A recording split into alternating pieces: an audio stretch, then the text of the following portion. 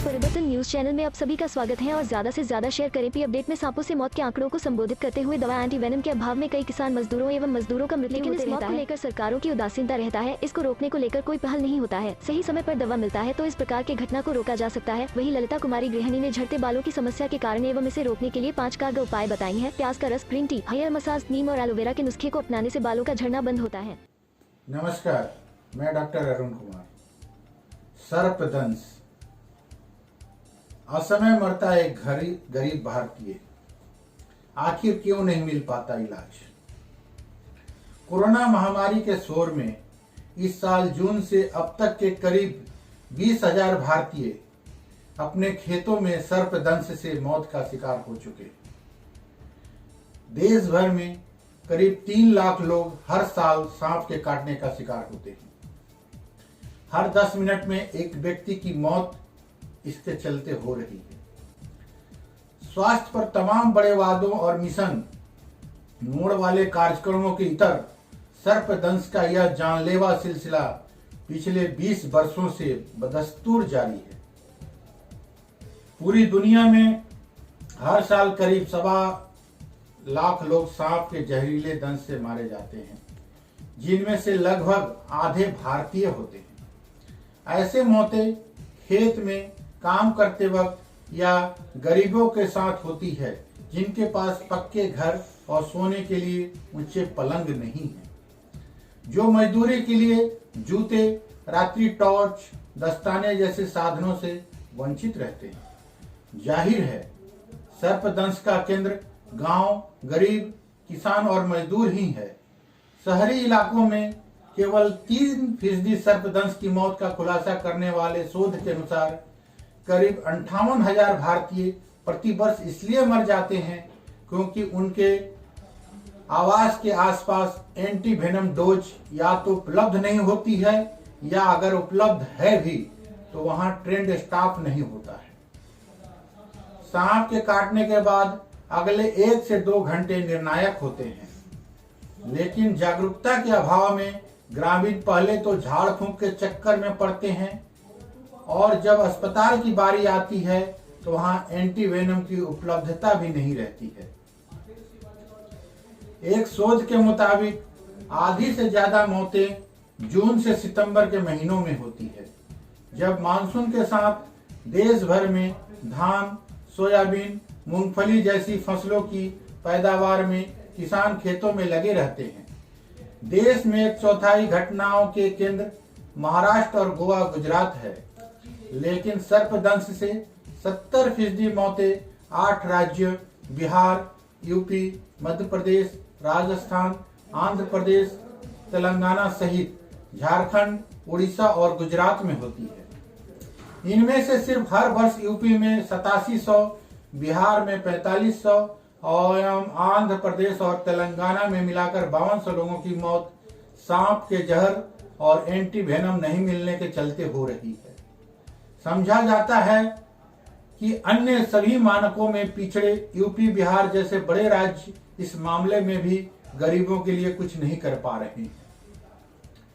सवाल यह है कि क्या सर्पदंश से मौत के मुंह में जाने वाले लोग देश के मजदूर, किसान हैं, इसलिए इस मामले में कोई बुनियादी पहल आज तक नहीं हुई।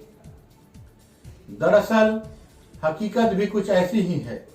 बिहार, मध्य प्रदेश या यूपी के किसी भी दूर दराज के प्राथमिक उप स्वास्थ्य केंद्र में चले जाइए, आपको वहां एंटी वेनम की उपलब्धता खोजने से भी नहीं मिलेगी। इसका रखरखाव फ्रिज में करना होता और देश के अधिकांश पीएचसी पर यह सुविधा आज भी उपलब्ध नहीं है। मजबूरन लोग ऐसे मामलों में जिला अस्पताल या निजी नर्सिंग होम में जाते हैं। वहां तक आने में लगने वाला समय ही सर्पदंश के मामले में निर्णायक होता है। सरकार के स्तर पर पहली बार 2009 में national snake bite management protocol तैयार किया गया था, लेकिन इस पर अमल के मामले में अभी तक ठोस काम नहीं हुआ है।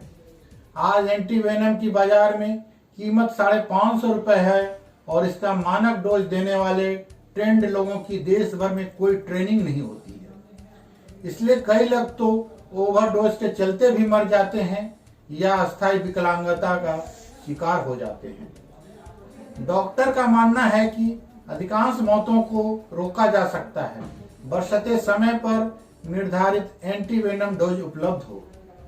भारत में प्रशिक्षित डॉक्टरों एवं पैरामेडिकल स्टाफ की भारी कमी है, क्योंकि ऐसी कोई प्रमाणिक व्यवस्था है ही नहीं।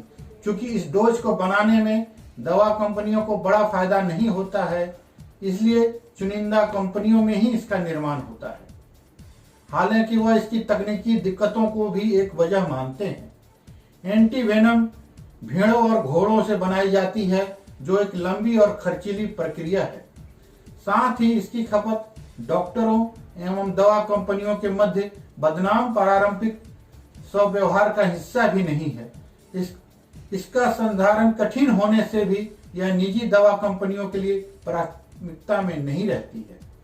डॉक्टर का दावा है कि पिछले 12 साल में पौधों के एंटीऑक्सीडेंट लेकर गोली के रूप में एंटीवेनम इजाद करने पर काम चल रहा है, जो कि अंतिम चरण में है। गोली के रूप में इसके आने के बाद डोज को लेकर आने वाली तकनीकी समस्या का समाधान होने की बात कही जा रही है। इस मामले में विश्व स्वास्थ्य संगठन भी गंभीरता से काम कर रहा है। उसका लक्ष्य 2030 तक सर्पदंश में होने वाली मौतों के आंकड़े को आधा करना है। हालांकि इसके लिए एंटीवेनम का उत्पादन 25 से 40% बढ़ाने पर भी काम करना होगा। भारत में होने वाली मौतों को लेकर सरकारी आंकड़े अक्सर दुरह प्रक्रिया के चलते वास्तविकता को बयान नहीं करते हैं, क्योंकि सरकार उन्हीं मामलों की गणना करती है जो उसके राजस्व और पुलिस रिकॉर्ड में दर्ज होते हैं। गांव देहात में लोग अक्सर ऐसे मामलों की रिपोर्ट थानों में नहीं करते हैं, क्योंकि मृत्यु के बाद पोस्टमार्टम कराना पड़ता है। मध्य प्रदेश जैसे राज्यों में ऐसे मामलों में 50,000 की सांत्वना राशि देने का प्रावधान है, लेकिन अधिकतर लोग इस प्रक्रिया का पालन ही नहीं करते। इसलिए केंद्रीय स्तर पर ऐसी मौतों का आंकड़ा वास्तविकता से बहुत दूर होता है।